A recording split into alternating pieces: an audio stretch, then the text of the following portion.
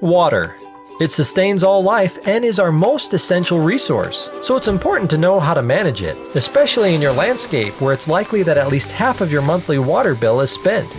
But we have some very exciting news. The EPA and Irrigation Association have teamed together with manufacturers to give people everywhere smart technology to conserve water and still create a healthy landscape. We're here to help explain how this technology works. Let's start by asking the all-important question: how much water does it really take to maintain a healthy landscape? The answer is found in a simple understanding that your landscape has two important parts: above the soil surface and below the soil surface. Some plants, like Kentucky bluegrass, need a lot of water. Other plants, like desert lavender, are very water efficient and need relatively little water.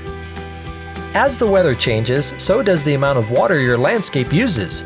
Weather can be unique even with a given landscape. Some areas get full direct sunlight while others may get full shade.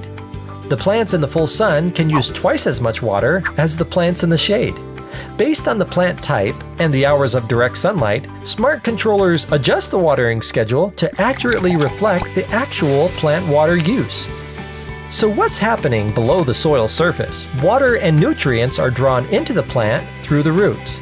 Some plants have shallow and wide roots while others have deep and narrow roots. The secret of smart watering is to water only where roots are actively removing water from the soil. Think of the soil like a sponge that is holding all the water it can. If you oversaturate a sponge, water will drip from the bottom or run off the top. If you undersaturate a sponge, it'll dry out. Soil types make an important difference in how much water is actually available to the roots. Sandy soil is made of large particles and holds relatively little water. Clay soils are made of fine particles and hold more water.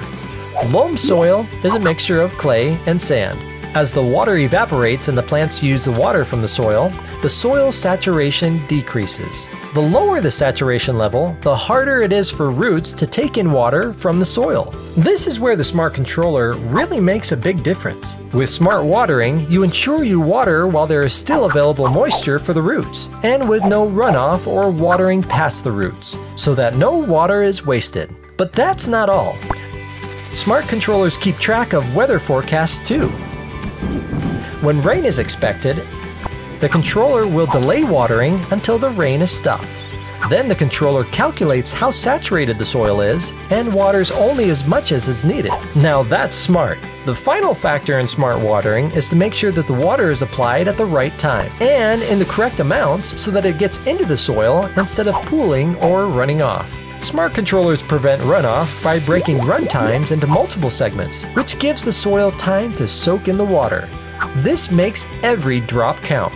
Now you know the secrets inside WaterSense and SWAT smart controllers by asking just a few questions. Soil type, plant type, sprinkler type, sun, shade, and slope. These controllers determine how often and how long to water based on your local weather.